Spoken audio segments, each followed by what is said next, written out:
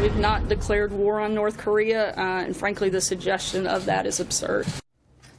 All right, the North Koreans say, well, not so, Sarah Sanders. North Korea's foreign minister says the U.S. has all but Cold War against North Korea and cited U.S. bombers flying east of North Korea itself, the farthest north of the demilitarized zone in decades. Retired Lieutenant Jerry Boykin on how a hot situation is getting hotter still.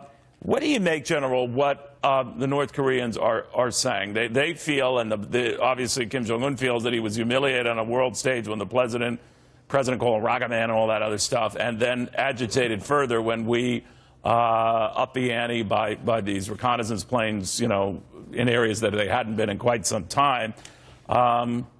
Ignoring the fact that they've been fairly provocative over these last few decades. But where is this going in your eyes? Well, keep in mind that a lot of what Kim Jong-un does and says is for internal consumption. His credibility is not guaranteed within the ranks of his own senior military leadership. So a lot of what you see him do and what you see him saying is really to maintain his credibility with them as the commander-in-chief as well as the president of the country. So does that include, General, just to be clear, does that include when his foreign minister talks about that North Korea has the right now to shoot down American planes in international space because a war has been declared? I do. I think that's exactly what it is. I think it's sophomoric rhetoric on his part, but the primary audience for that is internal to North Korea.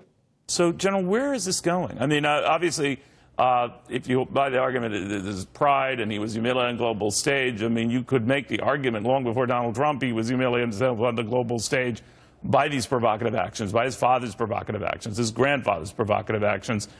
So what has become different now?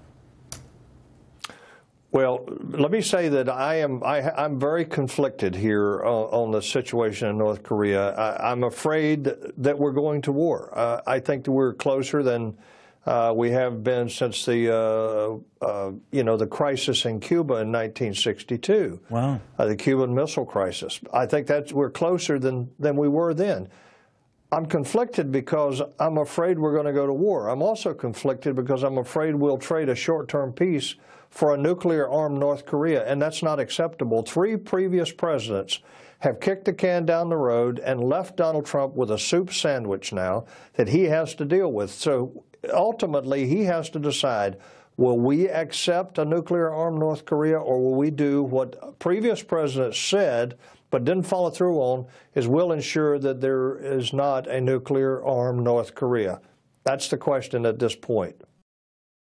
To get to that point, to make sure they are not a nuclear North Korea, would almost beg war, would it not, sir? I don't see a good ending here, Neil. Look, I hope that the sanctions work.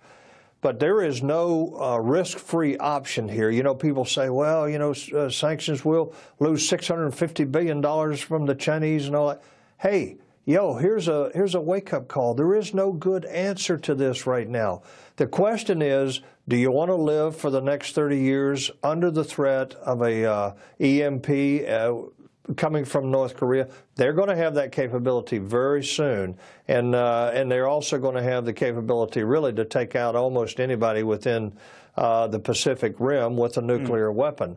So that's the question that we have to ask ourselves. I'm glad Donald Trump is handling this the way he is, and I hope that we can avoid war, but I fear it. Real quickly, they're going to test or want to test a hydrogen bomb over the Pacific Ocean, which could disrupt electronics, potentially down planes. They'd have to telegraph that, warn people about that. If they do not, do you see that, General, as an act of war?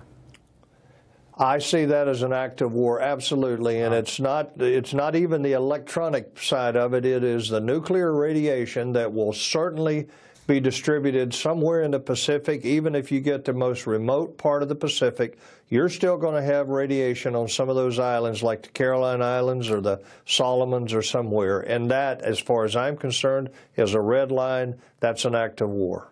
All right, General. Thank you, not for that prognosis, but for your expertise. Lieutenant General Jerry Boykin, former Green Beret commander. So much more. Thank you, sir. Thank you.